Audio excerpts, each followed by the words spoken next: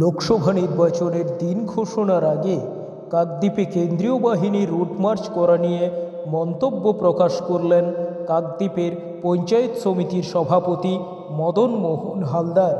কাকদ্বীপ পঞ্চায়েত সমিতির সভাপতি মদন মোহন হালদার বলেন, এর আগেও কেন্দ্রীয় বাহিনী দিয়ে নির্বাচন দেখেছি, তবুও বিরোধীদের অভিযোগ শান্তিপূর্ণ ভোট হয় না, কিন্তু আমরা দেখেছি শান্তিপূর্ণভাবে ভোট হয়েছে।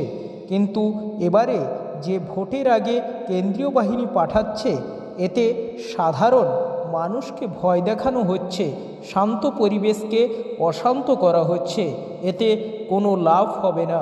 মানুষ সিদ্ধান্ত করে নিয়েছে, লোকসভা নির্বাচনে তৃণমূল কংগ্রেসের প্রার্থীরা বিপুলভাবে জয়ী হবে। আমরা এর আগে নির্বাচনে দেখেছি 2016 বিধানসভা নির্বাচন, 2019 লোকসভা নির্বাচন, 2023 বিধানসভা নির্বাচন।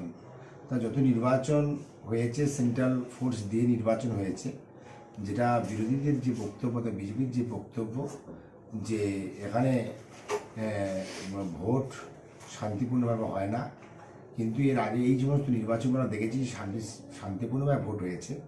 এবারে যে নির্বাচনের আগে যে এই আমাদের পাঠাচ্ছে, ফোর্স পাঠাচ্ছে আর সামরিক বাহিনী পাঠাচ্ছে, এক্ষেত্রে অন্য কিছু না, সাধারণ মানুষকে ভয় দেখানো এবং সাধারণ মানুষ যাতে ভয় পায়, ভয় তটস্থ হয়ে ওঠে এবং শান্তি বিঘ্নিত ঘটে।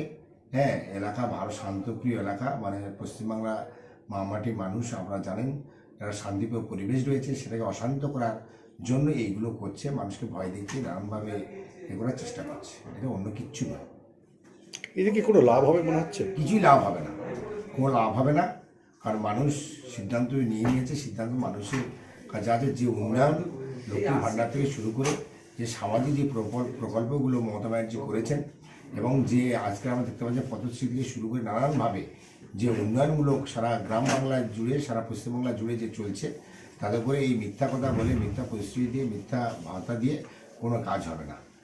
আর আগামী দিনে দেখবেন এই পশ্চিমবাংলা মমতা ব্যানার্জি ছাড়া অন্য কেউ এখানে কোনোভাবে জায়গা করতে পারবে না, সেরকম নিশ্চিত করে আমরা বলতে পারি।